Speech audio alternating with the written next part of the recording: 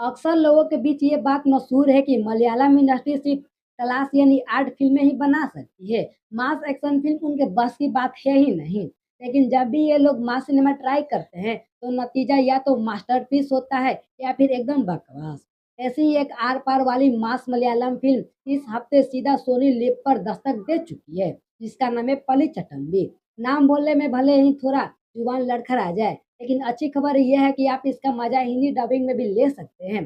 बस एक मेरी छोटी सी सलाह मानना, गानों को स्किप कर देना। यह फिल्म केरल के इतिहास से जुड़े एक काफी विवादित मुद्दे पर बनी हुई है। इसे देखते हुए आपको आज के दौर के प्रोटेस्ट और माहौल की याद आ सकती है, क्योंकि इसमें भी खाकी वर्दी वालों को नेगेटिव शेड में दिखाया गया है।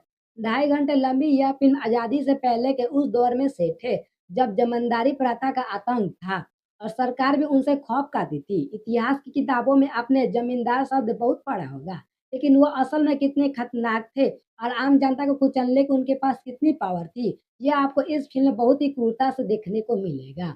अगर आप रामायण के ट्रेलर के इंतजार करके निराश हो रहे हैं, तो दिल छोटा मत कीजिए। इस पिक्चर में राम तो नहीं, लेकिन रावण से आपकी मुलाकात जरूर हो जाएगी। टोमिनो थॉमस ने रावण के अवतार में जो गर्दा उड़ाया है, वह देखकर मजा से आ जाता है। अब कहानी के हीरो को राम की जगह रावण क्यों कहा गया? यही वो सस्पेंस है जो फ़िल्म को रूटीन कहानियों से अलग बना देती है। कहानी एक ऐसे डरे सहमे गाँव की है, जिसे हर वक़्त अपनी ज़मीन छीन जाने की डर सताता रहता है। फिर अचानक वहाँ एक ऐसा बाहुबली आता है, जो डराने वालों की ही रातों की नींद गायब कर देता है। फ़िल्म आपको एकदम रॉ और तगड़े वाले हैंड टू हैंड कॉम्बैट वाले एक्शन सीन देखने को मिलेंगे। और हाँ, अगर आप सोच रहे हैं कि सिर्फ एक्शन है तो बता दूं कि इसमें केजीएफ की तरह सोने वाला एक तगड़ा एंगल भी दिखाया गया है। एक ऐसा रहस्यमय पहाड़ जहां शैतान का वास है और जिसके घर में ढेर सारा सोना छिपा हुआ है। अगर आपने तमिल फिल्म ड्रैगन देखी है तो उसकी लीड एक्ट्रेस आपको यहाँ भी नजर आएंगी। वह कहानी में सिर्फ हीरो के साथ रोमांस ही नहीं करती, बल्कि विलेन को एक हीरो से बदलने का अहम काम करती है। इस फिल्म को जो चीज अचानक से एक डार्क और मासी टोन देती है, वह है जलती हुई बस का एक बेहद हिंसक सीन। एक औरत के साथ जो क्राइम वहाँ दिखाया गया है, वो इतना अनएक्सपेक्टेड है कि आपके सोच के ही दिमाग सन्न हो जाएगा। इस फ़िल्म को देखने की सबसे बड़ी वजह इसके आखिरी के 40 मिनट है। पोस्टर पर पहले ही रिवील हो चुके एक सरप्राइज़ स्टार पृथ्वीराज की जैसी एंट्री होती है, फ़िल्म का पूरा गियर ही बदल जाता है। जो कहानी एक हिस्टोरिकल ड्रामा के तौर पर शुरू हुई थी, वह लास्ट के आधे घंटे में अचानक फुल ऑन एक्शन थ्रिलर कैसे बन गई, आपको पता ही नहीं चलेगा। क्लाइमेक्स के सीन आपको कांतारा पार्ट 1 के जैसा पागलपन की याद दिला देगी। यहाँ मुक्के से काम नहीं चलेगा, बंदूकें गरजती हैं, आग का तांडव होता है और इंसान का खून पानी की तरह बहता है। यहाँ पर मलयालम सिनेमा अपने क्लास को मास की शक्ल देने में कामयाब होता है।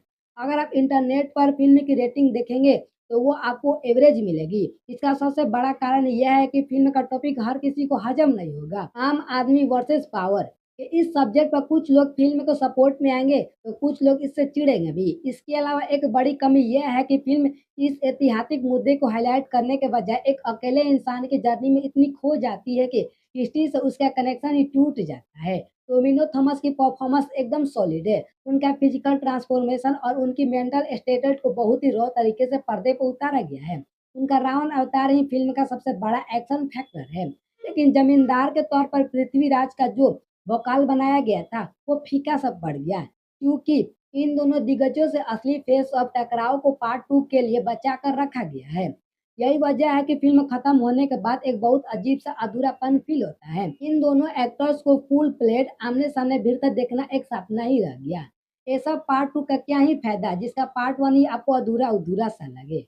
हालाँकि इसके मासी वाले सीन्स आपको एंटरटेन करेंगे और क्लाइमेक्स की क्वालिटी का भी काफ़ी अच्छी इंटरनेशनल लेवल की लगती है, लेकिन वो सब कुछ देखा-देखा सा लगता है। कुछ नया फ़ील नहीं होगा। आसान शब्दों में कहूँ तो पली चटम्बी एक मिस्ड अपॉर्च्युनिटी है। ये बिल्कुल उस चावल की तरह है जिसका कुकर सीटी बजने से पहले ही खोल दिया जाता है और वो चावल कच्चा रह गया। इसलिए टोविनो थॉमस की एक्टिंग, उनके कैरेक्टर और रावण वाले स्वैग के लिए मैं इस फ़िल्म को दूँगा 5 में से 3 स्टार।